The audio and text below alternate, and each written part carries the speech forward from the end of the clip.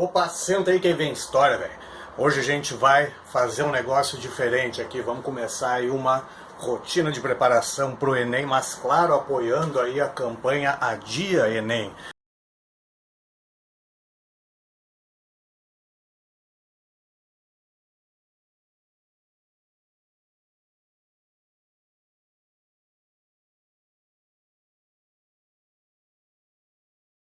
Ia começar botando aí o comercial que o governo lançou na mídia, lançou na televisão aí com aqueles pobres coitados daqueles adolescentes falando que é uma boa fazer o Enem agora, falando que não dá para perder uma geração inteira de engenheiros, médicos, professores e tal, como se isso não acontecesse todos os anos, com os métodos de exclusão aí do Enem, perde-se muitos potenciais médicos, engenheiros, professores, enfermeiros, advogados, etc. O pessoal, aquele que não tem condição de pagar por uma boa escola, por um bom cursinho preparatório. Tem muita gente que acaba tendo que trabalhar o dia inteiro e custear os seus estudos aí à noite, quando consegue ainda estudar, quando não tem que interromper os estudos. Então, sim, já se está perdendo grandes gerações de profissionais de nível superior em várias áreas. Vamos parar com hipocrisia, aquele comercial vagabundo,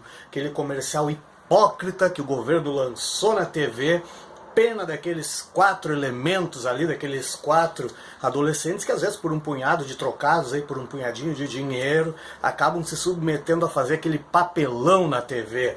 Não é uma boa o Enem ser realizado na mesma data em que estava previsto, antes de ter quarentena, antes de ter isolamento social, antes de as escolas pararem. Não é uma boa. É boa para alguns só, para aqueles grupinhos privilegiados que já têm aí acesso à faculdade, a universidades, as melhores universidades praticamente garantidos. Universidades essas que o pessoal do governo, pessoal aí do ministro da Educação chama de antros de balbúrdia.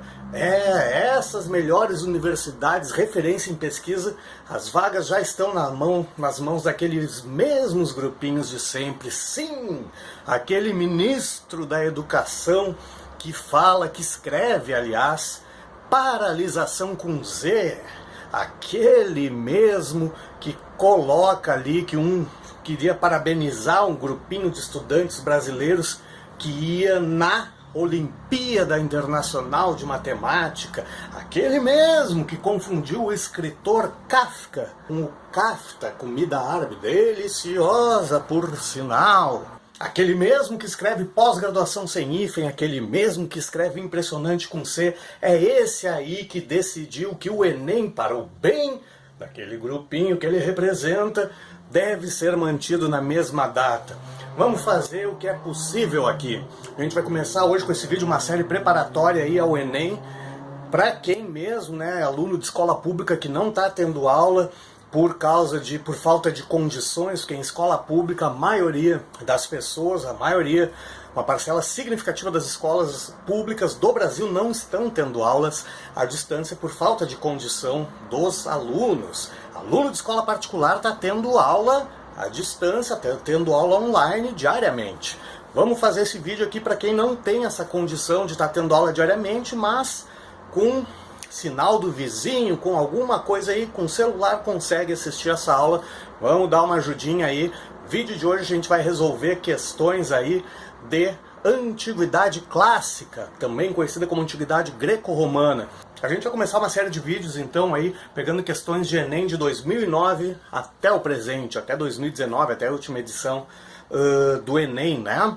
2009 que o Enem passou a ter esse formato que tem hoje, 45 questões por componente, por área do conhecimento e tal. Então de 2009 para cá a gente pegou essas questões e vamos começar essa série então com questões de antiguidade clássica, Grécia e Roma especificamente. Bora lá!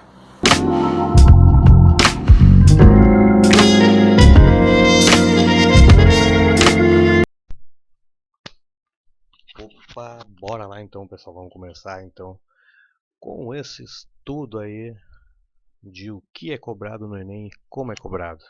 Esse primeiro vídeo então da série, né, a gente vai ver sobre Antiguidade clássica, Grécia e Roma mais especificamente, tá? Eu fiz aqui um levantamento de todas as questões aí dos últimos 10 anos, né? 2009 para cá, quando o Enem assumiu esse formato que ele tem hoje. Então vamos em ordem decrescente, da mais recente à mais antiga. Na última edição do Enem, né, 2019, saiu isto aqui de Grécia. Vamos dar uma olhada na questão. Quando se trata de competência nas construções e nas artes, os atenienses acreditam que poucos sejam capazes de dar conselhos. Quando, ao contrário, se trata de uma deliberação política, toleram que qualquer um fale. De outro modo, não existiria cidade. Uma coisa interessante da gente ver no Enem, nas questões de história, né, do Enem, de humanas, né, na verdade, do Enem já há muitos anos que são questões de entendimento. São questões que, se tu lê com atenção o enunciado, tu entendeu o enunciado, tu chega na resposta frouxo, tu chega na resposta facilmente. Não tem esses negócios de decorar, coisa assim. Então, se tu lê o enunciado ali com atenção, o que está dizendo ali? Em ofícios como artes e construções, na Grécia Antiga, né, os atenienses que acham que são atividades especializadas, né, que não é qualquer um que pode ficar dando seu pitaco ali em técnica de construção, coisa assim. Agora, quando se trata de um debate político, de uma deliberação, de uma tomada de decisão na política, aí sim eles são abertos eram abertos a que qualquer um falasse, qualquer um, qualquer cidadão no caso, né, desse o seu pitaco, desse o seu palpite, a sua contribuição, e achavam isso tão importante que, se não fosse assim, olha a última frase ali, ó, de outro modo não existiria a cidade. Tá? Então, vamos à questão. De acordo com o texto, a atuação política dos cidadãos atenienses na Antiguidade Clássica tinha como característica fundamental. Letra A. A dedicação altruísta em ações coletivas. Nada. É que tem essa questão também, né? Tem que bolar, tem que ter 5 alternativas e às vezes 2, 3 tu consegue achar com sentido. Uma ou duas ali estão uns negócios absurdos, nada a ver, mas é que tem que ir até o 5, tem que ir do A até o E, né? Então, esse A aí, altruísmo em ação, não, aonde que fala isso, né? No enunciado. Então já não pode ser. Letra B, participação direta em fóruns decisórios. Deliberação é decisão, né? Tomar uma decisão e participação direta, eles estimulavam tanto que, inclusive, né, toleravam que qualquer um, qualquer cidadão falasse, a ponto de, se isso não acontecesse, não existiria nem cidade. Tá? Então, essa letra B, sim, né? A B é a resposta. Vamos ver por que, que não é nenhuma das outras. Vamos botar aqui já. Por que, que não é nenhuma das outras ali? Ativismo humanista em debates públicos. Debate público poderia te levar a te confundir, poderia ficar entre a B e a C. Agora, o humanismo, né, o ativismo humanista, se tu, claro, estudou história para fazer a prova, sabe que o humanismo é típico, é característico da transição da Idade Média para a moderna, né? Aquele período após as navegações, ali, século XV, século XVI, principalmente, que vai ocorrer esse movimento humanista, né, após ali junto e um pouquinho depois, pegando o final do Renascimento, na verdade, que foi a base do cientificismo, que mais tarde ainda gerou, né, acabou indo parar no iluminismo, né? Então, o debate público poderia levar a te confundir, tu poderia ficar entre a B e a C. Agora, o ativismo humanista está aí uns 2000 anos antes do tempo.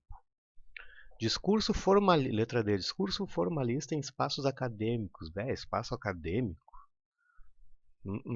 Né? Risca de cara também. E representação igualitária em instâncias parlamentares. Igualitária não, porque era só cidadão. E instância parlamentar não é o que está falando no texto. Está falando no texto ali nos debates que aconteciam, né, em praça pública, onde os cidadãos poderiam participar. Nessa questão aí, tu já eliminaria, na verdade, aí, de cara, frouxo, assim, a A e a D. Com um pouco mais de atenção, daria para eliminar E. Se fosse o caso de tu chutar, tu chutaria entre duas, certo? Entre B e C. Ou até poderia te confundir um pouco ali com a Não era ser, né, dos debates públicos, né, mas tirando a parte do humanismo, né. Esse cuidado, essa atenção é bom tu ter, né, não só em Enem, vestibular, em qualquer concurso público que tu fizer, que sempre tem ali pelo menos uma, em cada questão, pelo menos uma alternativa absurda, só para completar as 5, né. Então, sempre que tu puder eliminar alternativas, aumentando a chance do teu chute de dar certo, obviamente isso sempre vai te ajudar. Mas como eu falei antes, né, essas questões de Enem, tu lendo o enunciado com atenção, tu entendendo o enunciado, tu já mata a questão, né? Como eu falei, são questões de entendimento, o enunciado já te leva direto à resposta. Beleza? Bora lá, continuando. Vamos ver então, antes disso, 2018 não teve questão de Grécia ou Roma, né, de história, teve de filosofia, né, enfim, os filósofos gregos, mas enfim, né, vamos deixar para um filósofo explicar isso aí para vocês. Eu estou focando aqui nas questões de história. Em 2018 não teve questão de história envolvendo Grécia ou Roma no Enem. Então vamos para 2017. Tem um enunciado aí um pouco mais longo, mas tu vai ver como esse enunciado, como eu falei antes, te leva para a resposta direitinho. Então tem dois trechos, dois excertos de textos aí. Bora lá. Primeiro, Solon é o primeiro nome grego que nos vem à mente quando terra e dívida são mencionadas juntas. Logo depois de 600 a.C., ele foi designado legislador em Atenas com poderes sem precedentes, porque a exigência de redistribuição de terras e o cancelamento das dívidas não podiam continuar bloqueados pela oligarquia dos proprietários de terra por meio da força ou de pequenas concessões. Vamos lembrar um pouquinho quem é o Solon, né? O Solon, como diz ali, foi eleito legislador, foi designado legislador em Atenas. Ele pegou um período depois do Drácon, né, daquelas reformas, que até virou adjetivo, né, quando uma coisa é muito radical e tal, ou corta muito direitos das pessoas, enfim, é para um grupo muito restrito, se diz que é uma lei, uma reforma draconiana. O Solon, então, assumiu depois disso, e o grande papel dele, né, na história da Grécia foi promover, se a gente pode falar assim, uma abertura política, né? O Solon é um dos responsáveis, é o principal responsável, na verdade, pelo fim, por acabar com a escravidão por dívidas, né, em Atenas, e por introduzir a questão do direito político pelo fim, né, na verdade, da questão do direito político determinar o direito penal, né? Então, como assim, né? Aquela questão de o direito estar baseado na camada social, né? Então, ele é um dos principais responsáveis por, não digo na Grécia, mas pelo menos em Atenas, estabelecer leis ali, do estabelecimento de leis igualitárias, né? Não mais uma lei para o nobre, uma lei para estratos, para camadas inferiores da sociedade e tal. Tá? São essas reformas do Solon, na verdade, é que abriram caminho, né, para a democracia em Atenas, que vai se concretizar, que vai assumir um grau mais forte mesmo lá depois com o Clístenes. Mas foi a partir das reformas mesmo do Solon. É o Solon que cria a Eclésia, né, aquela Assembleia Popular com homens livres, atenienses, maiores de 30 anos e tal, filho de pai e mãe ateniense. O Solon, o Solon é que institui isso, né? O Clístenes acabou levando crédito mesmo, né, pela democracia, mas a partir de grandes passos dados pelo Solon. Mas enfim, fechando aqui o parênteses, né? O que que diz ali? Que o Solon teve poderes precedentes, porque a exigência de sem precedentes, porque a exigência de redistribuição de terras e cancelamento das dívidas, né, não podiam continuar bloqueadas e tal. Então ele que acaba com isso aí. Depois, o segundo texto já nos fala um pouco sobre Roma, né? A Lei das Doze Tábuas é a lei de Roma, né? A lei da República Romana. A Lei das Doze Tábuas se tornou um dos textos fundamentais do direito romano, uma das principais heranças romanas que chegaram até nós. A publicação dessas leis por volta de 450 a.C.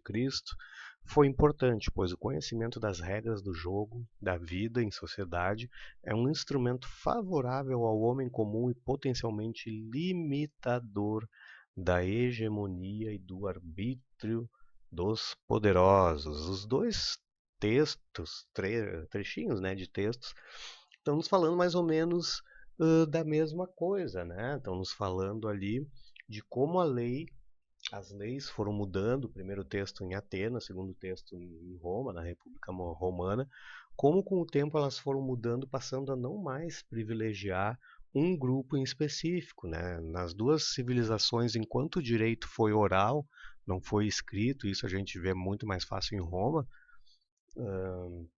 os patrícios, né, em Roma, no caso, sempre levavam a melhor, né? Sempre que tinha uma contenda, uma questão entre patrício e plebeu, quando não tinha direito escrito, né, antes da lei das 12 tábuas, valia a palavra do patrício sempre, né? Então, o patrício nunca perdia uma causa para um plebeu.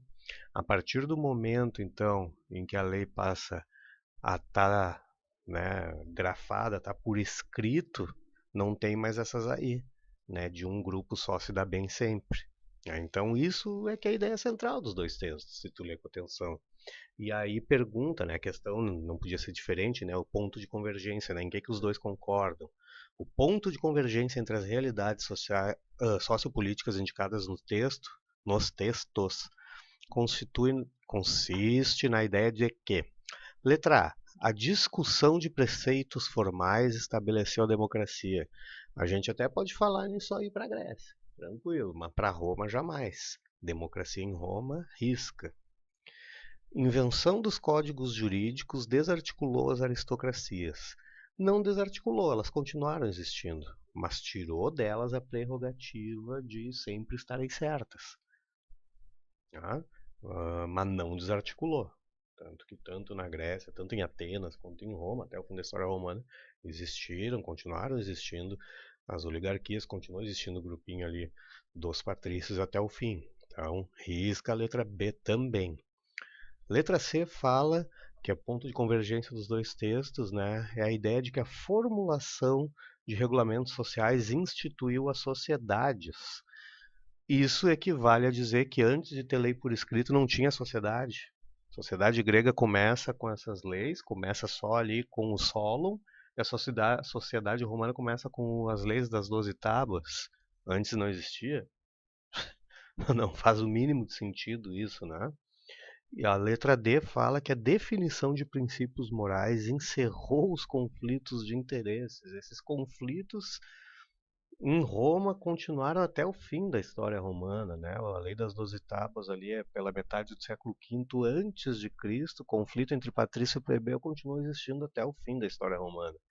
Em Atenas também continuaram existindo, né? Então encerrar os conflitos é complicado. E então também não é a D, só nos sobrou a letra E. Vamos ver lá. Diz que a criação de normas coletivas diminuiu as desigualdades de tratamento. Ah, tá. Se fala em diminuir desigualdade social, já não estaria certo também, né? Porque elas continuam existindo, mas diminui as desigualdades de tratamento. Aquela história que eu falava lá no início, né? A partir do momento que tem lei por escrito, não é mais assim a palavra do patrício vencer sempre a palavra do plebeu. Então, vamos para a lei, vamos ver o que diz a lei. Então, aí sim, a resposta certa dessa questão 79, lá do Enem de 2017, letra E. Bora lá, terceira questão, questão de 2016. Deixa eu ver um texto ali do Políbio, né, historiador romano. Pois quem seria tão inútil ou indolente a ponto de não desejar saber como e sob que espécie de constituição os romanos conseguiram em menos de 53 anos submeter quase todo o mundo habitado ao seu governo exclusivo, fato nunca antes ocorrido? Ou, em outras palavras, quem seria tão apaixonadamente devotado a outros espetáculos ou estudos a ponto de considerar qualquer outro objetivo mais importante do que a aquisição desse conhecimento? Esse conhecimento qual? Saber como é que os romanos conseguiram, em menos de 53 anos, submeter quase todo mundo habitado ao seu governo exclusivo. A ideia central, aquilo que eu falava lá no início, né? Tu pegando a ideia central do parágrafo, né, do enunciado, tu mata a questão. Tá? A ideia central é a questão do imperialismo romano, né? Como é que eles conseguiram Claro, a gente tem que dar um desconto, né? Quando o Políbio escreve isso aí é século II antes de Cristo. Então não se sabia que existia uma América, não se sabia de Oceania, não se sabia de todo o leste da Ásia, não se sabia não se conhecia a África subsaariana e tal. Então quando ele escreve, né, que os romanos dominaram quase todo o mundo conhecido, quase todo mundo habitado, né, porque eles não conhecem, obviamente, o resto, né, a dimensão do mundo. Mas o fato central deste enunciado, desse paragrafinho aí, é isso, né? Como é que os romanos conseguiram dominar tanto território? Tá? E é o que vai ser perguntado agora, né? A experiência que se refere o historiador Políbio, nesse texto escrito no século II a.C., é ampliação do contingente de camponeses livres. Não está falando em nenhum grupo social, então também não fala ali dos hoplitas, né? A consolidação, poder das falanges hoplitas. Concretização do desígnio imperialista. Ah, essa sim. A adoção do monoteísmo cristão, nem se fala em religião na questão. E libertação do domínio etrusco. Os romanos já tinham se libertado do domínio etrusco há 3 séculos aí, né? Com a queda da monarquia, né, dos reis etruscos em 509 a.C., transição para a República, já tinham se libertado há horas disso, né? Então a ideia central do parágrafo do textinho aí como é que as pessoas poderiam viver sem querer saber como é que os romanos dominaram tanta terra assim, né? Conseguiram submeter quase todo o mundo habitado. Imperialismo, né? Concretização do domínio, do desígnio imperialista. Letra C, a resposta, beleza? Faz sempre isso aí. Tira a ideia central do parágrafo. Lembra que no Enem tu tem 3 minutos e meio aproximadamente para cada questão. Então lê, relê e tal. Tira a ideia central do parágrafo, que tu fazendo isso, antes de ler as alternativas, tu já vai direto na alternativa certa. Tá? E claro, além daquela outra dica de riscar alternativas absurdas, mas nesse aqui foi tão fácil, essa questão aí foi tão tranquila que a gente nem precisou se dar esse trabalho, apesar que dá para ver aí, né, que ele não fala em religião, não fala em grupo social nenhum, só com isso aí tu já tirava 3 alternativas. Beleza? Vamos para a próxima lá. Questão, retrocedendo mais um ano aí, questão de 2015, vamos ver do que se trata. Vernan não é nenhum grego, né? Vernan é um historiador, vamos ver o que ele diz ali. O que implica o sistema da polis é uma extraordinária preeminência, né, predomínio da palavra sobre todos os outros instrumentos do poder. A palavra, de novo, né, a segunda linha já apareceu 2 vezes essa palavra. A palavra constitui debate contraditório, a discussão, a argumentação e a polêmica.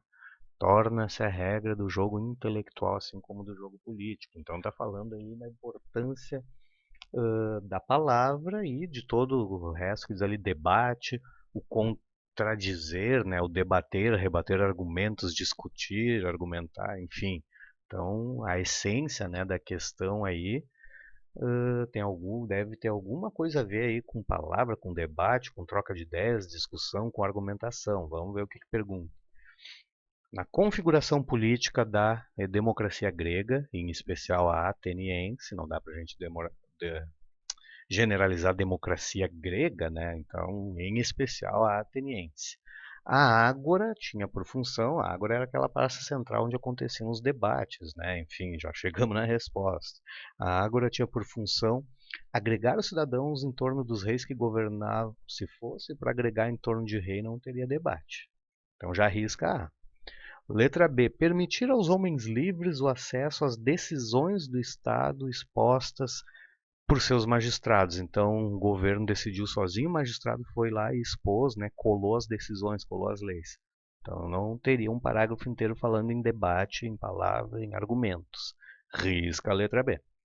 Letra C. Constituir o lugar onde o corpo de cidadãos se reunia para deliberar sobre as questões da comunidade. Deliberar é debater, né, decidir através de debate sobre as questões da comunidade. Aí sim deve estar a resposta. Exatamente, né? Um enunciado falando tanto em debate, em argumento, em contra-argumento, em discussão, né? Enfim, levou direto a letra C. Mas vamos ver por que não podia ser as outras. Letra D, não precisa nem ler inteira a letra D. Reuniu os exércitos, né? Nem vai, não precisa nem ir até o fim. Para, a Assembleia é fechada ainda por cima, né? Essa daí é aquela absurda que eu sempre falo, né? Letra E, congregar a comunidade para eleger representantes com direito a pronunciar-se em assembleias. Poderia fazer um pouco de sentido, né? Mas a gente tem que ter o cuidado que não é toda a comunidade que se reúne, que debate, que troca ideias. São só os cidadãos, como diz na letra C. A gente tem que lembrar, Sorma, não é democracia? É, mas a democracia ateniense era uma democracia bem excludente, né? Era um tipo de democracia diferente da nossa.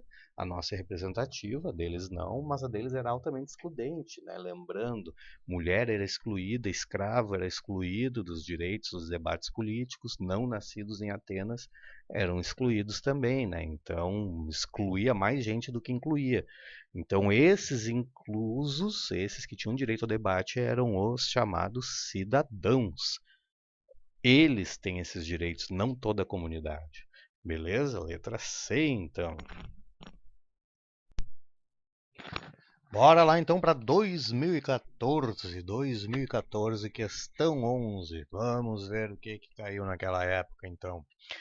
Compreende-se assim o alcance de uma reivindicação que surge desde o nascimento da cidade na Grécia Antiga, a redação das leis. Ao escrevê-las, não se faz mais que assegurar-lhes permanência e fixidez. Ao escrever as leis, né, a ideia é que elas sejam permanentes e fixas. As leis tornam-se bem comum, ou seja, de todos, regra geral suscetível de ser aplicada a todos da mesma maneira. As leis então passam a valer para todos da mesma maneira, né? Ou seja, sem mais distinção de classe, grupo social, etc. Não é? Agora vem a questão. Para o autor, a reivindicação atendida na Grécia Antiga, ainda vigente no mundo contemporâneo, uma reivindicação então, né, que estava no princípio jurídico, no princípio das leis da Grécia Antiga que ainda esteja hoje, buscava garantir o seguinte princípio. A chave para essa questão aí está na última frase, né? Uma característica das leis gregas que ainda valham para hoje, a ideia ali de ser aplicada a todos da mesma maneira. Depois do Código de Hammurabi, o Código de Hammurabi da Mesopotâmia, né, século XVIII a.C. na Mesopotâmia, ele estabelecia leis diferentes para grupos diferentes, nobres e pessoas do povo, né, que cometessem o mesmo delito, o mesmo crime, a pena sempre era muito mais pesada no Código de Hammurabi para uma pessoa do povo. O nobre, a pena sempre era mais branda, mais leve. Né? As leis gregas e romanas, principalmente, rompem com isso, não mais colocando o nome de grupo social na lei. Então, tem a pena, tem o princípio, né, e a punição para quem cometer, independente de grupo. Isso é o que está mais bem claro ali, né, na questão, na letra A, na alternativa A, quando fala em isonomia, igualdade de todos, iso mesmo, né, igualdade de tratamento aos cidadãos. Tá? Nenhum momento aí desse parágrafo, desse enunciado, se fala em transparência, que todos tenham que ter acesso. Isso é um princípio, aliás, até bem recente, né? Bem atual. Até 20 anos atrás não tinha essa questão de transparência governamental. Tripartição, Montesquieu no Iluminismo, século XVIII. Equiparação, igualdade de gênero, na participação política, também não, né? Nós já vimos em outra questão anterior ali que cidadão era somente homem, né? Então mulher era excluída de todo e qualquer direito político, de todo e qualquer debate, né? E elegibilidade, permissão para candidatura aos cargos públicos até existia, né? Nas cidades democráticas gregas até existia isso, mas o enunciado não fala nada a respeito disso, não fala nada em candidatura, em cargo público, coisa assim. Então é uma questão de atenção mesmo ao enunciado, como a gente já falou, né? No início do vídeo, já falou em outras questões. As questões do Enem são isso aí, né? São interpretação, são prestar atenção ao enunciado. Tu lendo com atenção, tu mata a questão assim, frouxo, certo? Vamos ver lá. Em 2014 também foram duas questões, né, de Grécia. Questão 19, diz assim, texto 1. Olhamos o homem alheio às atividades públicas não como alguém que cuida apenas de seus próprios interesses, mas como um inútil.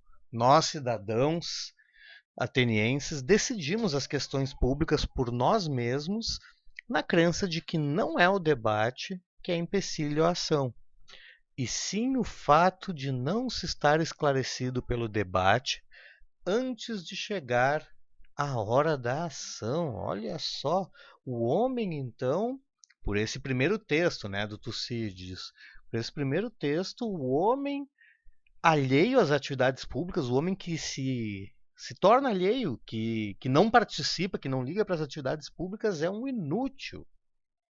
Hum, Vamos ver o que diz no próximo. Aristóteles, um cidadão integral pode ser definido por nada menos que pelo direito de administrar justiça e exercer funções públicas. Algumas dessas, todavia, são limitadas quanto ao tempo de exercício, de tal modo que não podem de forma alguma ser exercidas duas vezes pela mesma pessoa, ou somente podem sê-lo depois de certos intervalos de tempo pré-fixados. Então não tem reeleição, né? Isso que está dizendo. Não pode ser exercida duas vezes seguidas consecutivas, pode até ser exercida pela mesma pessoa, mas com espaço de tempo no meio. Olha só. Então os dois textos, né? Um fala sobre a necessidade, o primeiro, né? Sobre a necessidade de participar da vida pública, da vida política, dos debates políticos da cidade, sob pena, né, de não participando ser visto como um inútil. E o outro estabelece regras para participar das atividades políticas da cidade. Então, vamos ao que ficou fácil agora, né? Vamos ao que pede ali, comparando os textos 1 e 2, tanto para Tucídides, no século V a.C., quanto para Aristóteles, depois, né, no século IV, a cidadania era definida pelo ou pela... Matou, né? Não fala nada em prestígio social, em grupo social nenhum aí, nenhum dos textos, nenhum deles fala em riqueza ou acúmulo, local de nascimento, nenhuma referência, grupo de parentesco, menos ainda. Barbado, os dois estão enfatizando de várias maneiras possíveis, como a gente viu, em várias linguagens possíveis, a importância, a necessidade da participação política. Certo? Letra C. Bora lá, retrocedendo ainda 2013. Temos ali realeza republicana, uma questão de Roma aí, finalmente, estava na hora. Vejamos. Durante a realeza e nos primeiros anos republicanos, as leis eram transmitidas oralmente de uma geração para outra.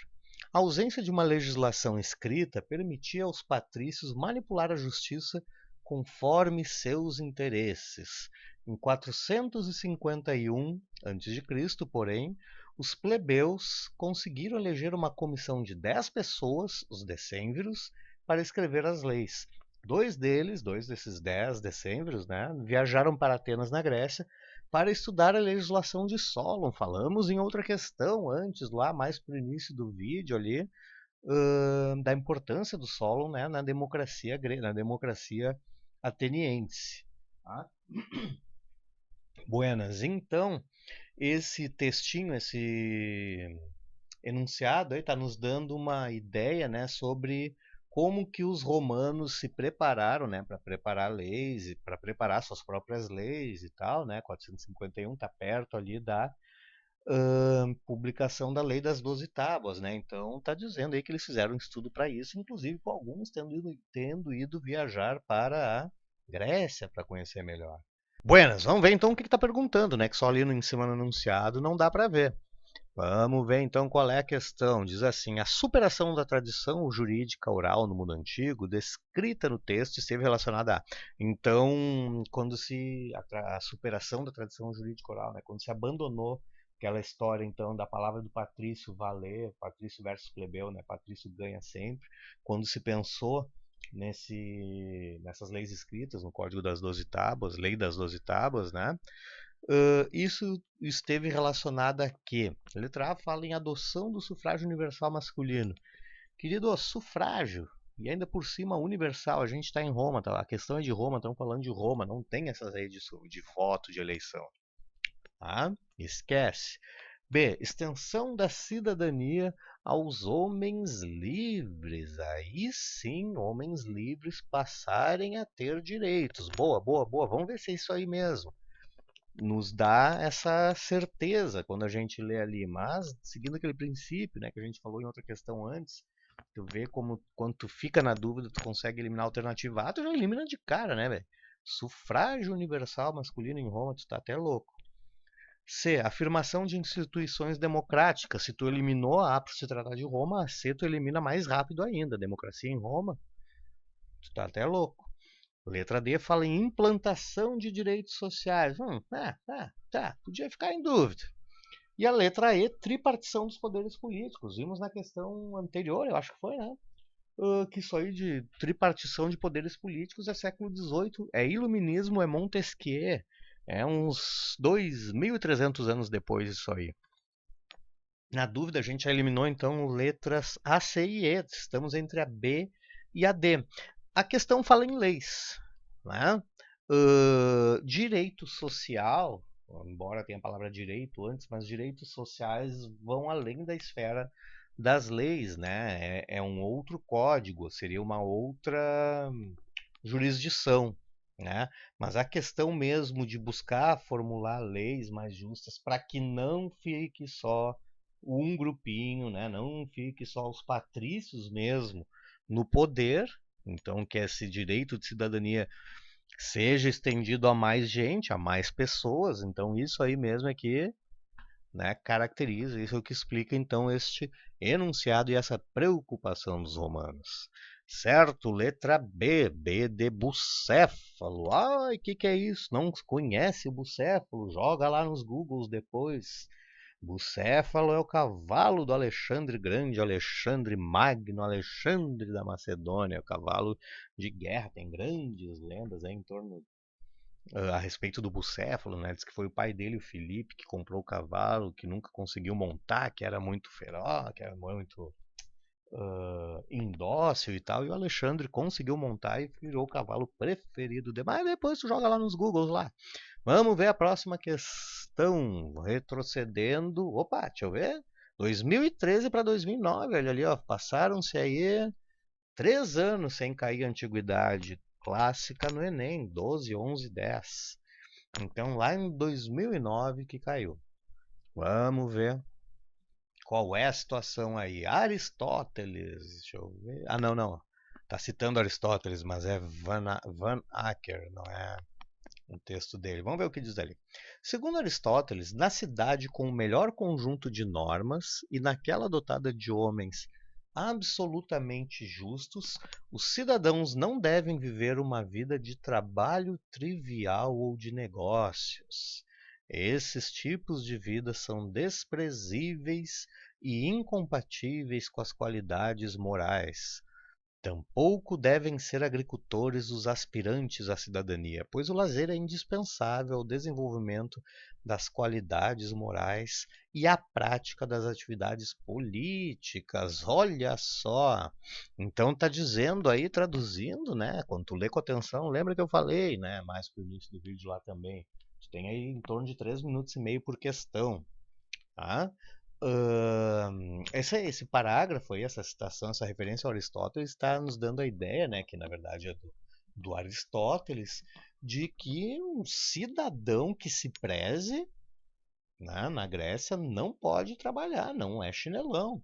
Cidadão, o melhor conjunto de normas, aquela adotada de homens, olha ali, ó, os homens absolutamente justos, os cidadãos não podem ter uma vida de trabalho comum, trabalho trivial ou nem mesmo de negócios. Esses tipos de vida são desprezíveis e incompatíveis com as qualidades morais. Olha só, quem trabalha não tem qualidade moral. Muito menos se trabalhar no campo. Aí então trabalho braçal, né, visto com bastante preconceito. Olha só. Buenas. Esse trecho, então, retirado da obra Política de Aristóteles, permite compreender que a cidadania, letra A, possui uma dimensão histórica que deve ser criticada. Bom, vamos até o fim. Criticada, pois é condenável que os políticos de qualquer época fiquem entregues à ociosidade, enquanto o resto dos cidadãos têm de trabalhar. Não, é o contrário. O político poderia ficar entregue à ociosidade. Ele está dizendo que feio é político trabalhar, cidadão com direito político trabalhar. É o contrário do que diz a letra A. Letra B. Era entendida. O que era entendida mesmo? A cidadania, né? A cidadania era entendida como uma dignidade própria dos grupos sociais superiores, fruto de uma concepção política profundamente hierarquizada da sociedade. Exatamente, Wilson. Exatamente essa, né? Dignidade própria dos grupos sociais superiores são os grupos sociais superiores que não têm que trabalhar, que não precisam trabalhar e muito menos trabalhar no campo. Então, eles é que podem, né, ter seus direitos políticos. Deixa eu ver, letra B, exatamente. Por que que não é as outras, né? Bah, mas eu li até o fim, achei que era a letra D, ou a C, ou a E, sei eu. Vamos ver. Diz que a letra C diz que a cidadania estava vinculada na Grécia Antiga a uma percepção política democrática que levava todos os habitantes da polis a participarem da vida cívica. Tá errado, né? Tu já viu ali no enunciado que quem trabalha não pode ter direito político. Então, risca de cara essa C aí com toda a raiva. A letra D fala que a cidadania tinha profundas conexões com a justiça. Não precisamos ler até o fim da frase, né? Se tivesse conexão com a justiça, não excluiria a maior parte das pessoas. E a letra E diz que a cidadania vivida pelos atenienses era de fato restrita àqueles que se dedicavam à política e que tinham tempo para resolver os problemas da cidade. Está dizendo que A é igual a A, né? Não está indo além, que a vida política era restrita aos que se dedicavam à política, não tá especificando nada aí, né? Tá sendo redundante. Certo? Então, letra B de novo. Olha ali, a gente falava no bucéfalo, apareceu de novo. Vamos lá, 2009. Mais uma em 2009, acredito eu que deva ser a última, porque a gente está fazendo, né, essa sequência de vídeos de 2009 em diante. Né? 2009 que o Enem assume esse formato que ele tem hoje aí de 45 questões por área do conhecimento e tal, focado em habilidades e tal. Tá? Então, questão 74. No período de enunciado longo, aquelas cansativas, né? No período de 750 a 338 a.C., a Grécia Antiga era composta por cidades-estado, como, por exemplo, Atenas, Esparta, Tebas, que eram independentes umas das outras, mas partilhavam algumas características culturais, como a língua grega. No centro da Grécia, Delfos era um lugar de culto religioso, frequentado por habitantes de todas as cidades-estados. Tá. Ideia desse parágrafo aí, cidade-estado, reforça o conceito que toda cidade-estado é independente uma da outra, né? Embora tenha as mesmas características. Buenas. Vamos ver a continuação. No período de 1200 a 1600 depois de Cristo, na parte da Amazônia, aquela famosa questão ali que relacionou Grécia com a Amazônia, o pessoal se escandalizou na época. Vocês aí que estão me assistindo não eram nascidos, mas eu já era, enfim. No período de 1200 a 1600 depois de Cristo, na parte da Amazônia brasileira, onde hoje está o Parque Nacional do Xingu, há vestígios de 15 cidades que eram cercadas por muros de madeira e que tinham até 2.500 habitantes cada uma. Essas cidades eram ligadas por estradas a centros cerimoniais com grandes praças. Em torno delas havia roças, pomares e tanques para a criação de tartarugas. Aparentemente, epidemias dizimaram grande parte da população que lá vivia. Então, olha só, né, como é que pode comparar a Grécia com o Amazonas, né? 8 séculos antes de Cristo, 4 séculos antes de Cristo, com 13 depois. A gente viu que no primeiro parágrafo, quando está falando em Grécia Antiga, a ênfase é, a ideia central do primeiro parágrafo é cidade-estado. Cita cidade-estado, explica o que é cidade-estado, né, que tem características parecidas, mas que são completamente diferentes uma das outras. E aí vai para esses achados arqueológicos aí da Amazônia, né, de poucos séculos atrás, falando em 15 cidades cercadas por muros de madeira e com cada uma 2.500 habitantes, coisa assim. Então também parecido com o conceito de cidade-estado, cada uma delas cercada, né, por muro, então provavelmente tinha um grande grau de autonomia, até porque a gente não conhece, né, dessa época aí, grandes civilizações na Amazônia. Então, muito provavelmente cidade também, independente uma da outra. Aí vem a questão. Apesar das diferenças históricas e geográficas existentes entre as duas civilizações, elas são semelhantes, pois letra A. As ruínas das cidades mencionadas atestam que grandes epidemias dizimaram suas populações. O cara que leu na pressa, no desespero, questão 74, lá pro fim já tá podre cansado, acaba marcando essa A porque ele lembra, agora há pouco eu li o bagulho de epidemia. Leu ali um negócio de epidemia que dizimou grande parte da população só do Amazonas. Na da Grécia tu não leu isso. Então isso aí já bota na primeira alternativa pro cara que tá cansado, lá no fim da prova quase, pro cara que tá cansado e embarcar nessa. Não, isso aí vale só para do Amazonas, não vale para Grécia. Letra B fala em cidades do Xingu desenvolveram a democracia tal como foi concebida em Tebas. Aí inverte, né? Democracia valeria para Grécia, não vale para Amazônia. Em nenhum momento desse parágrafo falou em democracia. Imagina. Então também não, os caras são sacana, né? Letra C fala que as duas tinham cidades autônomas independentes entre si. Isso aí é a única coisa, a única relação que dá para estabelecer com esses parágrafos aí, né, de Grécia Antiga e de Amazônia brasileira, né, no Parque do Xingu. Né, o fato de terem cidades independentes entre si. Depois fala ali, letra D, os povos do Xingu falavam uma mesma língua, tal como nas cidades-estados da Grécia. Não tem ainda na Grécia até existia isso, né? Na parte do Xingu, na parte da Amazônia, ali não faz nenhuma menção, não faz nenhuma referência à língua ser a mesma. Tá? E a letra E, a última, cidades do Xingu dedicavam-se à arte e à filosofia, tal como na Grécia. Lembra que a gente sempre fala, né? Sempre tem uma ou duas alternativas bem absurdas ali que tu pode riscar de cara e deve riscar. Certo, deixa eu ver que eu acho que acabou. Tá, olha só. Acabou aí mesmo. Bom, o vídeo ficou longo, mas é que é para estudar, né? Então aqui em um vídeo só pelo ficou longo, mas em um só a gente conseguiu reunir tudo que já caiu de antiguidade clássica no Enem. Certo? Soro, e uma previsão aí, o que tu acha que cai agora em 2020 e tal? Não sei. Não tem mais assim como a gente fazer previsão. Né? Até 2 anos atrás a gente conseguia mais ou menos imaginar, tal assunto é certo, tal assunto cai certo, uma questão, tal assunto cai certo, duas e tal.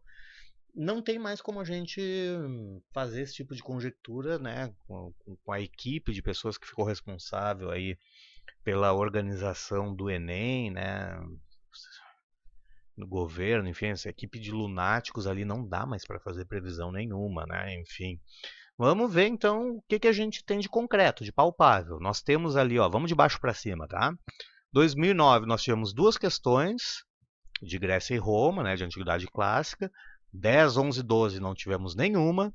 2013 tivemos uma, 14 duas, 15 uma, 2016 uma também, 17 uma, 18 não tivemos e 19 tivemos uma questão. Então, né, provavelmente assim não vai cair mais do que uma questão. Certo? Mas como eu falei, né, essa gente aí que está responsável agora é absolutamente imprevisível. Beleza? Então tá, né? Salva aí nos teus vídeos e tal. Manda pros teus amigos também, compartilha aí com o pessoal que tá fazendo Enem, amigos, colegas. Ai, mas vão roubar minha vaga, velho. Não fica com esse pensamentozinho, tá? Além do que, enfim, manda pros. Se tu tem tanto medo assim, se tu não te garante, manda pros que não vão fazer o mesmo curso que tu.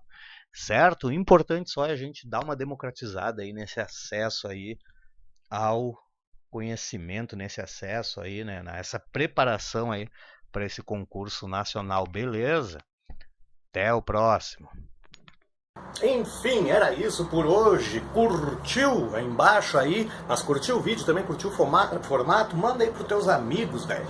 Deixa de ser egoísta como aquele pessoal lá do Ministério da Educação tá sendo. Manda pros teus amigos, compartilha, reúne aí os parceiros aí que não estão tendo aula e tal. Assiste aí tu que tem aí a possibilidade, né? Assiste aí no dispositivo celular, o que tu tiver, que puder chamar mais uns 3, 4, 5 aí. Ai, mas vão concorrer comigo, velho. não vão concorrer contigo, vão pegar, vão botar o andar de baixo na universidade, que é isso que deixa eles loucos. Quando o filho da empregada passa e o filho do patrão não passa, vamos subverter esta lógica como vinha acontecendo nos últimos anos. Eles querem acabar com isso, mas nós não vamos deixar. Chama os teus amigos aí para assistir e vão passar junto.